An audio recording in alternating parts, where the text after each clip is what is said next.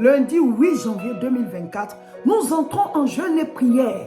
Ce lundi 8 janvier 2024, nous entrons en jeûne et prière. Tu as l'habitude de dire que ça ne va pas dans ta vie. Mais je vais te dire, mon frère, ma soeur, il y a des problèmes qui ont une base spirituelle. Il y a des problèmes dont les racines sont dans le monde spirituel. Donc tu vois la chose là, ça se passe dans ta vie, ça ne va pas, mais c'est juste les feuilles, c'est juste les branches, c'est juste les fruits.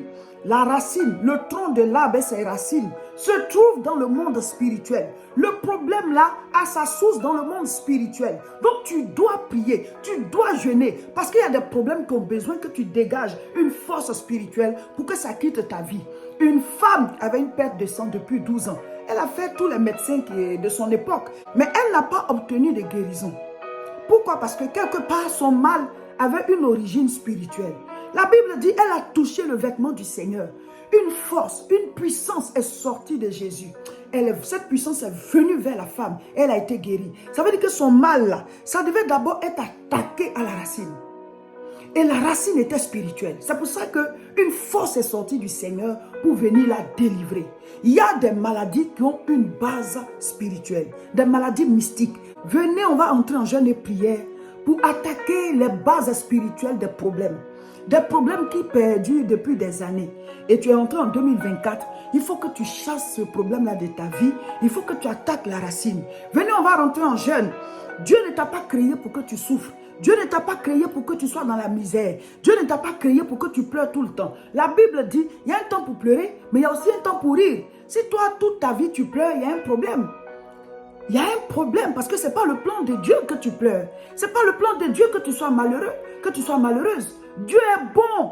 Donc s'il y a quelque chose qui fait que tu pleures depuis longtemps, mais cette chose-là doit s'arrêter, cette chose-là doit être détruite. Donc venez, on va jeûner. Venez dégager la puissance spirituelle pour bouger les situations, les montagnes de vos vies. Il a dit, si vous avez la foi comme un grain de sénévé, vous pouvez ordonner à cette montagne de quitter vos vies. Ce n'est pas les montagnes physiques. Il y a des situations, il y a des problèmes, il y a des maladies, il y a des blocages, il y a des choses qui sont comme des montagnes. Et puis tu n'arrives pas à avancer. Et ça te bloque, ça t'empêche. C'est ça, Jésus dit, si tu as la foi, tu peux déplacer ces montagnes-là. Mais la foi, où est-ce que tu vas aller la chercher? C'est dans la parole, c'est dans la présence de Dieu. Il dit, la foi vient de ce qu'on entend. Pendant notre temps de jeûne et prière, là, il y aura des enseignements puissants. Il y aura des moments de proclamation. On va briser les liens, on va combattre. Quand spirituellement, la porte est ouverte, quand spirituellement, le mal est attaqué, physiquement, la solution est là. Ta vie va bien. Voilà, tu sens que ton soleil se lève.